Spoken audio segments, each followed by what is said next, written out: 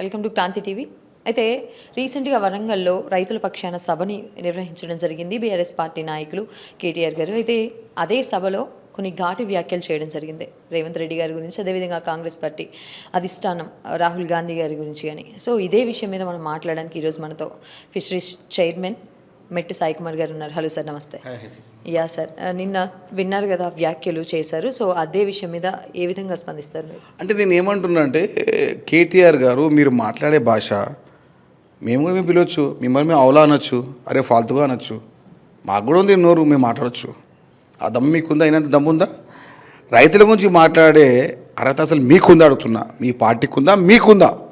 ప్రత్యేకంగా మీకు మీ నేరెళ్ళ అనేది ఎక్కడ వస్తుంది అండి? సిరిసిల్ల అసెంబ్లీలో వస్తుంది. నేరెళ్ళ రైతులకు సంఖ్యలు వేసినప్పుడు ఏడిపోయి నీ మునగాడు? సిరిసిల్ల బీఆర్ఎస్ పార్టీ అధికారం ఉన్నప్పుడు సిరిసిల్ల అసెంబ్లీలో నేరెళ్ళ పరిధిలోని రైతులకు సంఖ్యలు వేసి కోర్టులకు హాజరుపరిచినప్పుడు ఈ మునగాడు ఈ వ్యవస్థను మాట్లాడుకుంటే ఈ పెద్ద మనిషి ఏడికి పోయిండు? ఆ మంత్రిగా పనిచేసినాడు, ఆ ప్రభుత్వంలో యువరాజుగా పనిచేసినాడు. అప్పుడు రైతులు గుర్తుకు రారు. ధరణి పోర్టల్కి పెట్టి ఎంతోమంది రైతుల భూములను లాక్కొని ఎవరికి పారిశ్రామికవేత్తలకు మీ కుటుంబ పెత్తందారులకు తాబేదారులకు కట్టబెట్టినప్పుడు ఏడికి పోయిండు ఈ కళ్ళకుంట తారక రామారావు? అప్పుడు కూడా మాట్లాడలేడు. ఇప్పుడు ముసలి కన్నీళ్ళకి ఆడుస్తూ ఉన్నారు, దొంగ నాటకాలు ఆడుతూ ఉన్నారు, లేని ప్రేమను చూపిస్తూ ఉన్నారు, కపట నాటక సూతదారిగా మాట్లాడుతూ ఉన్నాడు. చిల్లర మాటలు మాట్లాడే ముందు కళ్ళకుంట తారక రామారావు గారు గత 10 ఏళ్ళు 607 మంది రైతులు మీ ప్రభుత్వ హయాంలోనే ఆత్మహత్య చేసుకున్నప్పుడు ఏడికి పోయింది? మీ బుద్ధి గాడిద తిన్నదా లేకపోతే కాకులు తిన్నాయా? చిల్లర మాటలు మాట్లాడుతూ ఉంటారు, చిల్లర వ్యవహారాలు చేస్తూ ఉంటారు. కనీసం ఎక్కువ పూటైనా కూడా నిజం మాట్లాడండి. అబద్ధాలు తప్ప మీరు మాట్లాడే సంస్కృతి కానే కాదు. అయితే రైతులకు సంబంధించి వరి ధాన్యం కొనుగోలు విషయంలో ప్రభుత్వం నిర్లక్ష్యం వహిస్తూ ఉంది. ఇప్పటికీ 3 సంవత్సరాలు అయింది. ఇంకొక 1.5 year ఆగితే గనక మన ప్రభుత్వమే మళ్ళీ వస్తుందని చెప్పేసి చాలా గట్టిగా ధీమా వ్యక్తం చేస్తూ ఉన్నారు. నేనేమంటున్నా, వరి అంటే ఊరి అన్న దుర్మార్గుడు ఎవడా ఫాల్తుగాడు? వరి వేస్తే ఊరి అన్న దుర్మార్గుడు ఎవడు? వాళ్ళు లుచ్చగాడు ఎవడు? ఈ లుచ్చగాళ్ళే కదా, ఈ ఫాల్తుగాళ్ళే కదా అన్నది. రైతులని నానా కోసం నానా యాస పెట్టి నానా ఇబ్బందులు పెట్టి పాస్బుక్ల కాడ అది మన వ్యవహారం చేసి వీరి యొక్క రాజకీయం కోసం, వీరి యొక్క రాజకీయ లావాదేవీల కోసం, వీరి యొక్క పెత్తందారులకు కట్టబెట్టి అధికారులన్నీ అదేవిధంగా పోలీసు అప్పుడు ఉపయోగించుకొని రైతులను అరెస్ట్ చేసి రైతులకు నానా గోసపెట్టిన తర్వాత ఇప్పుడు వచ్చి కళ్ళబొల్లి మాట్లాడుతూ ఉన్నారు. అరే అబద్ధాలు మాట్లాడే ముందు గత 10 ఏళ్ళు మీరు ఏం చేసినారని అడుగుతున్నాను. గారదపాలు తోమిర్రా లేకపోతే కంచెర గారద వ్యవహారం చేశారా? అరే చిల్లర మాటలు మాట్లాడే ముందు అరే ఎట్లా మాట్లాడుతున్నాండి? 10 సంవత్సరాలు రైతులను కలిస్తే అరెస్ట్ చేసేంత వ్యవస్థ ఉండే, బయటికి వస్తే అరెస్ట్ చేసే ఉండే, జైలుకి పంపించారు, రిమాండ్ పంపించారు, ఉద్యమకారులను పంపించారు, రైతులను పంపించారు, యువకులను పంపించారు. ఇప్పుడు ఏమైనా వరంగల్ మీటింగ్ పెట్టినా కూడా ఎవరు పోకండి, రామన్న మాట్లాడిన తర్వాత అన్నం పెడతామన్నారు. అంత ఘోరంగా. అయితే ఇదే వరంగల్కి సంబంధించి సభ పెట్టిన రోజే కాంగ్రెస్ పార్టీ కూడా మరొక సభ పెట్టడం జరిగింది మహిళలకు సంబంధించి. కానీ అక్కడికి ఎవ్వరూ రాలేదు. ఇంతకుముందు కూడా జగిత్యాల సభ రోజు కూడా ఇదే జరిగింది. అంటే కాంగ్రెస్ పార్టీ వైపు ప్రజలు మొగ్గు చూపుతలేరు అని చెప్పేసి చెప్తా ఉన్నారు. నేనేమంటున్నా, మీలాంటి అబద్ధాపు కూరలు మాట్లాడే కళ్ళకుంట తారక రామారావు గారు, మీరు రేపు సిరిసిల్ల గెలవండి, అది చాలు. సిరిసిల్లలో మీరు గెలవండి, అది చాలు. గజ్వేల్ ఎట్లనే నడుపుతావు కేసీఆర్, రేపు నువ్వు సిరిసిల్లలో గెలువు చెప్తాం. చిల్లర మాట్లాడే ముందు మిమ్మల్ని తిరస్కరించారు. తెలంగాణ ప్రజలు టీఆర్ఎస్ బీఆర్ఎస్ పోయిందో అప్పుడే తెలంగాణ బంధం నుంచి మీకు పేగు బంధం తెగిపోయింది, మీకు రక్తబంధం తెగిపోయింది, మీకు రుణబంధం తెగిపోయింది. మీరు గతంలో పంజాబ్కి వెళ్ళి రైతులకు చెక్కులు ఇచ్చిన దుర్మార్గులారా, నీచులారా అని చెప్తున్నాను. తెలంగాణ రైతు చచ్చిపోతే ఏడికి పోయినారా మీరు? పంజాబ్కి వెళ్ళి నువ్వు మీ అయ్యా మొత్తం టీం పేడ మీటింగ్ పెట్టి పంజాబ్ అయితే చెక్కులు ఇచ్చిన లత్కోరాళ్ళు మీరు.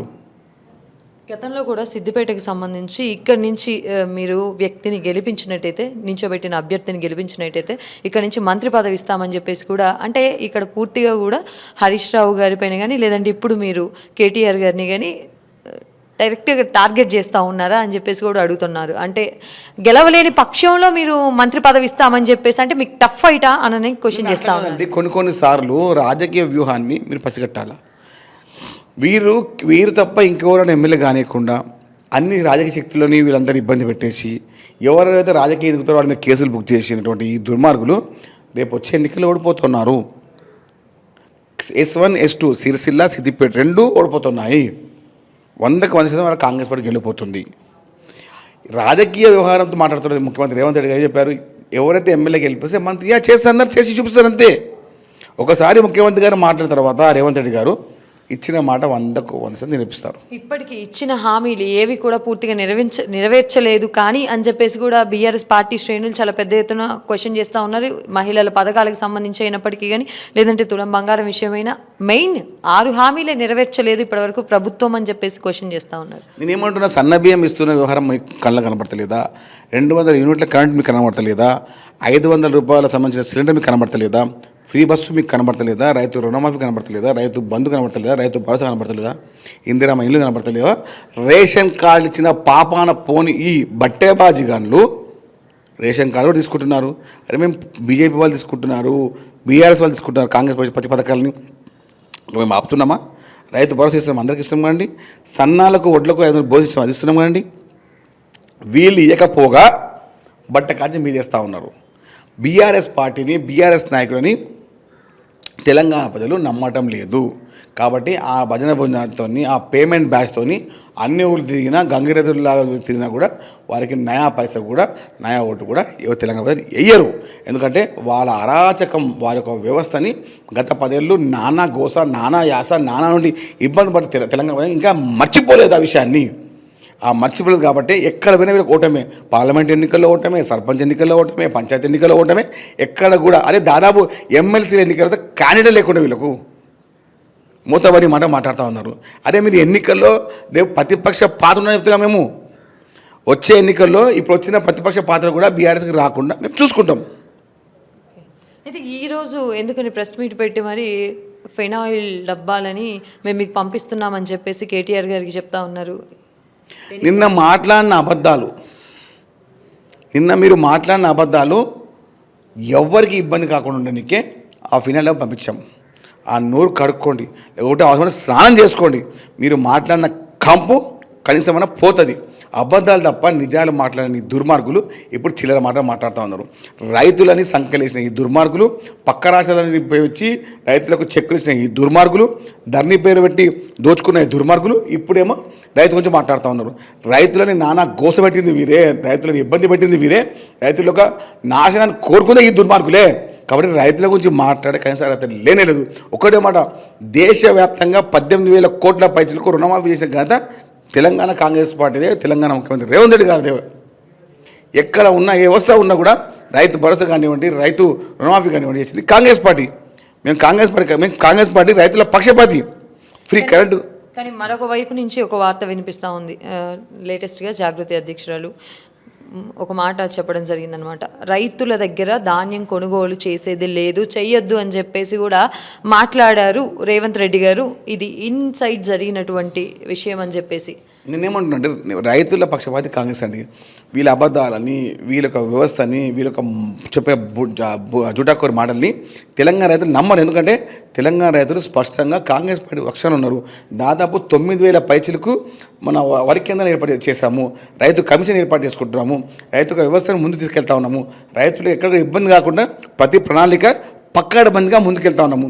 అది చూసి ఎక్కడికైతే రైతు బాగుంటే రాష్ట్రం బాగుంటుంది, రైతు ఏడవద్దు, రైతు ఇబ్బంది పడదని చెప్పి ప్రత్యక్ష ప్రణాళికతో ముఖ్యమంత్రి రేవంత్ రెడ్డి గారు నిన్న రైతు కమిషన్ కూర్చొని ఏర్పాటు చేసుకొని అతను సమావేశమైన ముందుకెళ్ళే ఎక్కడ ఈ దుర్మార్గులు మాట్లాడుతున్నారో అక్కడ చెప్తున్నాము.